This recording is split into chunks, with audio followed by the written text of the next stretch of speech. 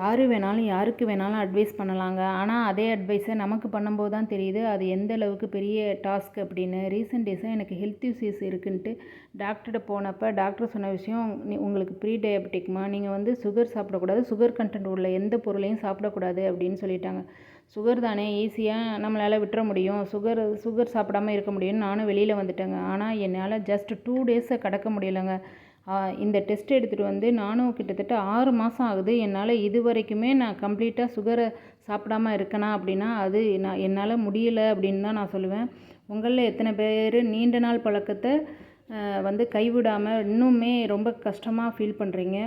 அந்த மாதிரி ஃபீல் பண்ணியிருந்தால் கண்டிப்பாக கமெண்ட் பண்ணுங்கள். இல்லை இந்த மாதிரி பழக்கத்தெல்லாம் ஈஸியாக விட முடியும், ட்ரை பண்ணி பாருங்கள் அப்படின்னு ஏதாவது உங்களுக்கு தெரிஞ்ச டிப்ஸ் இருந்தாலும் கண்டிப்பாக சொல்லுங்கள். தேங்க்யூ ஃபார் வாட்சிங். தேங்க்யூ.